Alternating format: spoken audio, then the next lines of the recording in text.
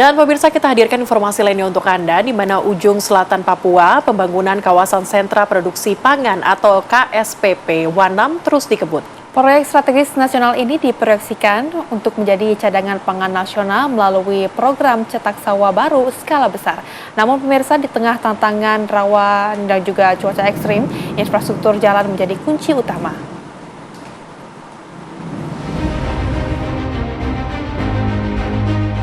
Wanam kini menjadi arena pertaruhan besar ketahanan pangan nasional. Kawasan ini diproyeksikan menjadi pusat cadangan pangan nasional melalui program cetak sawah baru seluas 1 juta hektar. Proyek strategis nasional ini tidak hanya membuka lahan pertanian, namun membangun ekosistem baru dari irigasi, industri biodiesel, hingga penguatan pertahanan negara.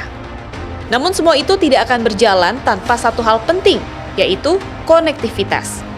Membangun jalan di Wanam bukan pekerjaan biasa. Kondisi alam yang didominasi rawa dengan curah hujan tinggi serta pasang surut air laut yang ekstrim sering membuat alat berat tidak berdaya. Dalam proses pembukaan lahan tidak jarang belasan eksavator tenggelam di lumpur rawa. Oleh karena itu, pembangunan jalan sepanjang 135 km yang menghubungkan Wanam dengan pusat kota Merauke menjadi perjuangan total. Hingga akhir Januari 2026, sepanjang 58 km jalan telah berhasil dipadatkan dan sudah dapat dilalui kendaraan. Ini saya di sini harian survei, Pak, untuk pas bangun jati ini. Ulus, pria asli Merauke, menjadi saksi perubahan Wanam. Dulu Wanam adalah wilayah yang terisolasi total melalui darat.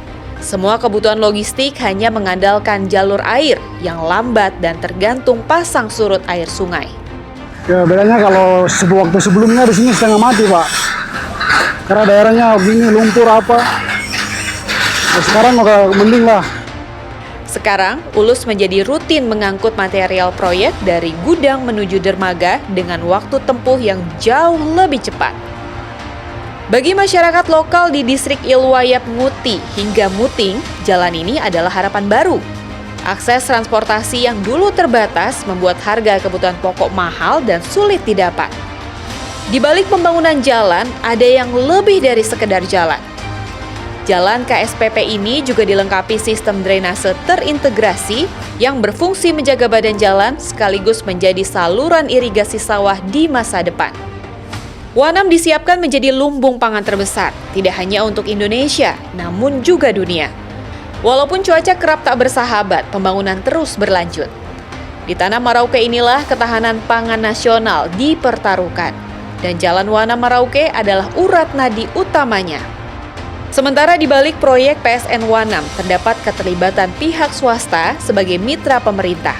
Salah satunya John Lin Group, milik pengusaha Andi Syamsuddin Arsyad atau Haji Ishak.